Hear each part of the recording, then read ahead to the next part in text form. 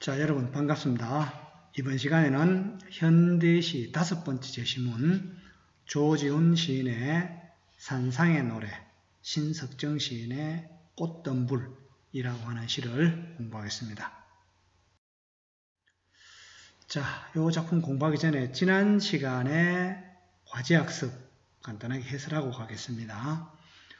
가작품은 이육사 시인의 꽃이라고 하는 작품이고, 자, 요 보기 작품은 최두석 시인의 성의 꽃이라고 하는 작품입니다. 이 두 작품을 견주어서 15문항을 제시를 했는데 OX로 답하면 됩니다. 자, 요 최두석 시인의 성의 꽃이라고 하는 시를 잠깐 보겠습니다. 새벽 시내버스는 차창에 웬 찬란한 치장을 하고 달린다. 엄동 혹한일수록 선연이 피는 성의 꽃. 자, 여러분들 성의 꽃이라고, 성애라고 하는 게 유리창에 입김이나 이런 것들이 이제 얼어붙은 게 성애지요. 그것을 꽃으로 봤다는 거죠. 그러면 성애를 꽃으로 봤다는 얘기는 이 자체에 대한 인식이 긍정적이다라고 하는 겁니다. 그러면 새벽 시내버스 차창에 성애가 끼었다는 건데, 그거를 찬란한 치장을 하고 달린다. 이게 찬란한 치장이라고 하는 것은 성의 꽃을 비유하는 거라고 볼 수 있습니다.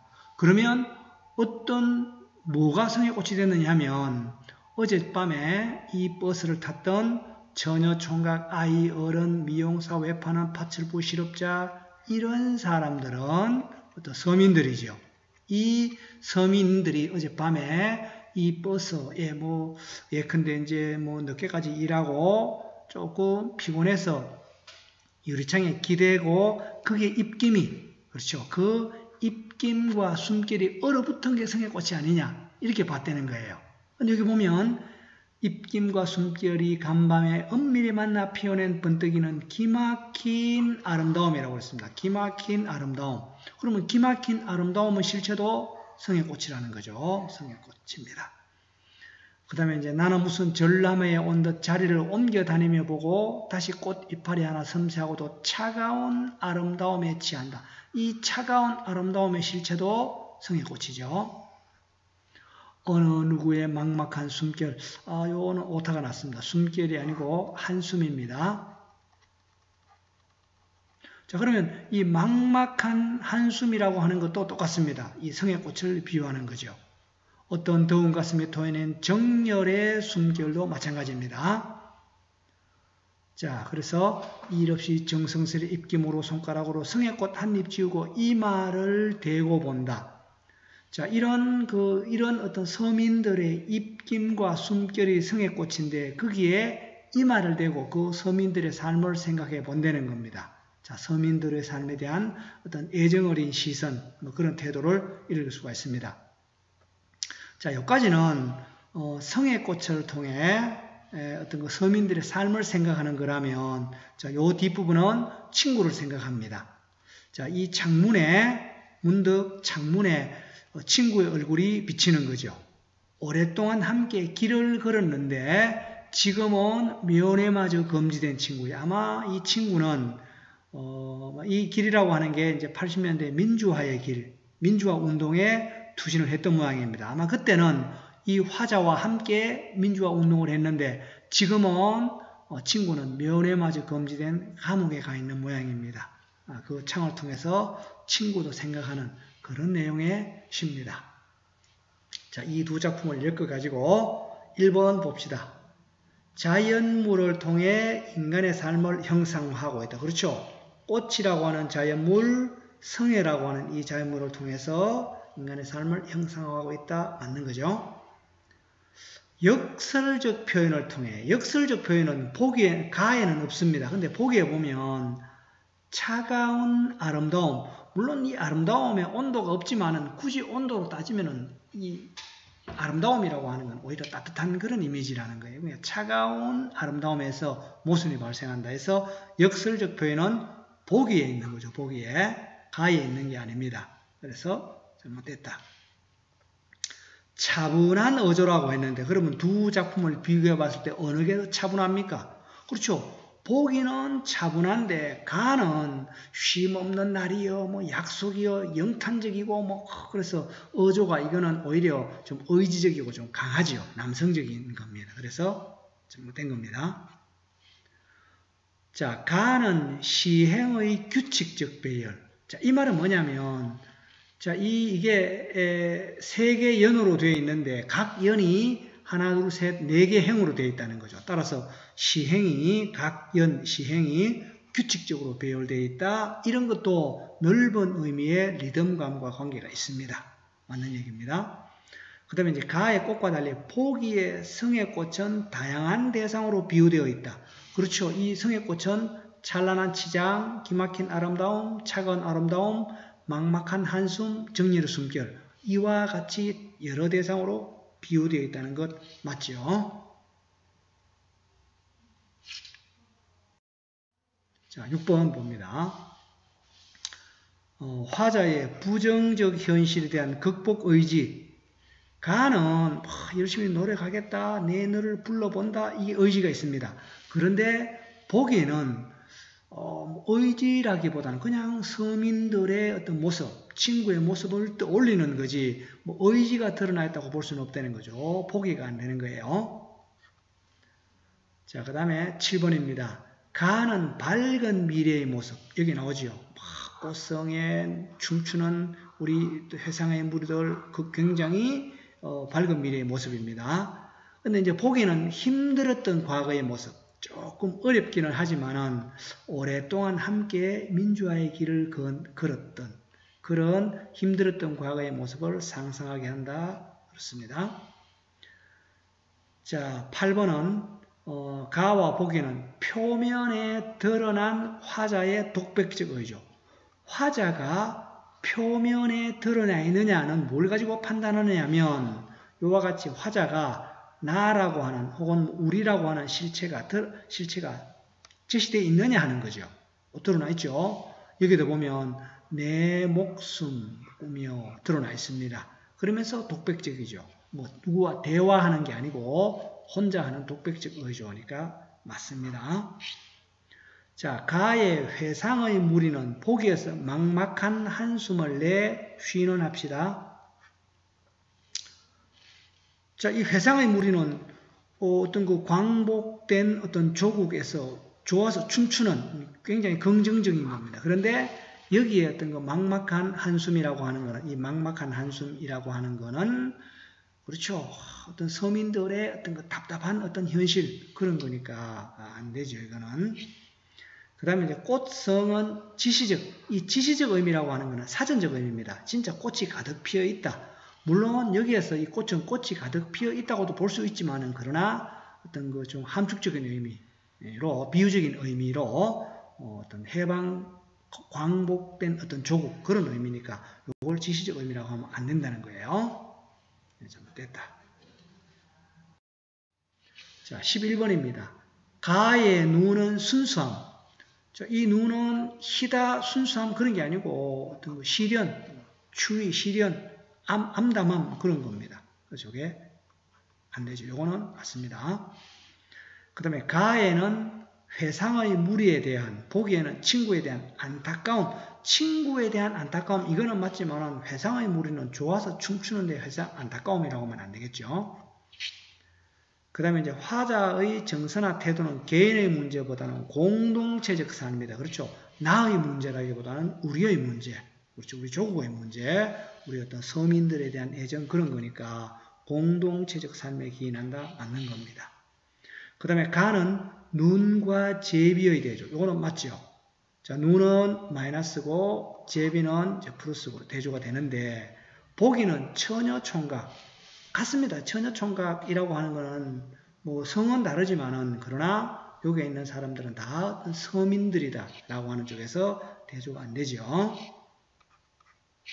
그 다음에 가의 화자에게는 부정적 현실을 극복하려는 의지가 드러나 있죠. 그 다음 보기의 화자에게는 대상에 대한 애정, 서민들에 대한 애정 돋보인다. 좋습니다. 자, 그 다음에 이번 시간에 조지훈 시인의 산상의 노래 먼저 보겠습니다.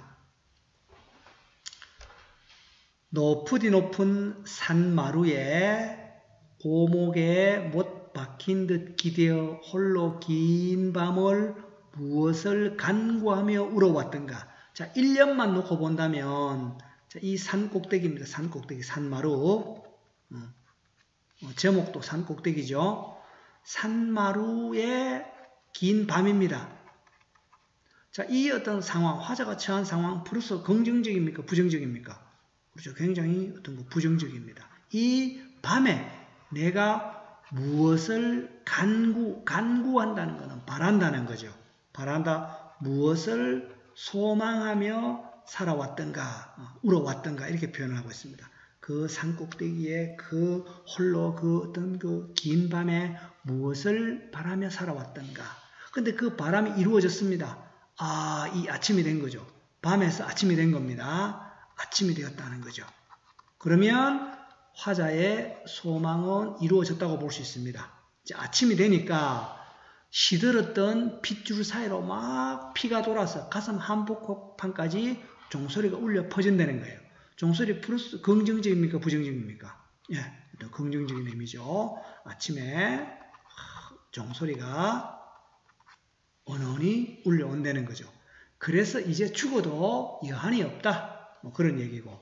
그 다음에 환히 트이는 이마으로 떠오르는 햇살. 10월의 꿈과 같구나. 뭐 종소리이니 그 다음에 꽃다운 하늘이니 그 다음에 뭐 햇살이니 이런 것들이 다 아침에 이제 해당되는 거죠.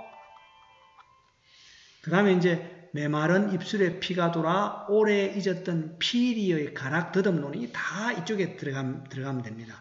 그 다음에 뭐 새들 절거의 구름 끝에 노래 부르고 사슴과 토끼가 서로 어떤 거 쌀이순을 사양하고 하는 그런 뭐 새들도 있고 사슴과 토끼가 있는. 그래서 여기 높으디 높은 산마루에 맑은 바람. 아까는 산마루에 뭐 낡은 뭐 긴 밤이라고 했는데 지금은 맑은 바람 속에 옷자락을 날리며 내 홀로 무엇을 기다리며 노래하는가. 자, 여기에 산마루가 하나 더 있습니다. 근데 요 산마루는 요거와 달리 이제 긍정적이죠.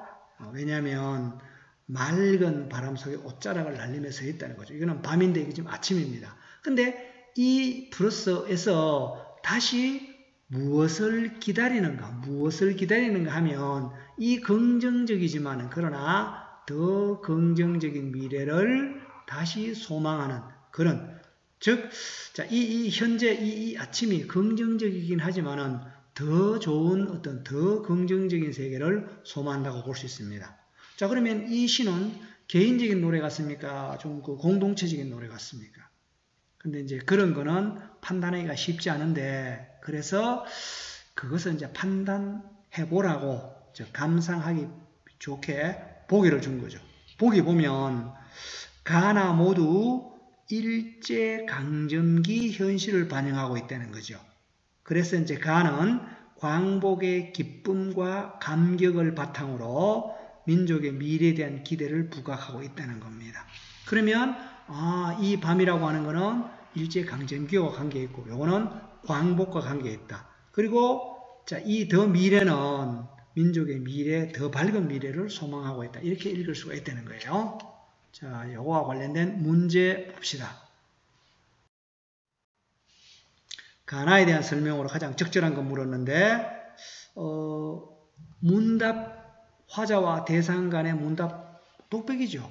그냥 무엇을 간구하며 울어왔던가, 자기가 자기한테 하는 얘기입니다. 안 되고, 계절감을 드러내는 소재를 나열했다. 뭐 10월이라고 하는 계절감이 있긴 하지만 뭐 나열 그런 거 안 됩니다. 음성 상징어는 의성어, 의태어를 말하는데 없죠. 그 다음에 이제 가는 나와 달리 첫 연의 표현과 문장 형식을 끝연에서 활용하여 시의 구조적 안정감, 이게 수미상관이라고 하는 거죠. 자, 첫 번째 연 요런 어떤 거하고 마지막 요런 거 요 마지막하고 똑같지는 않지만 그 스타일이 비슷하다는 거예요.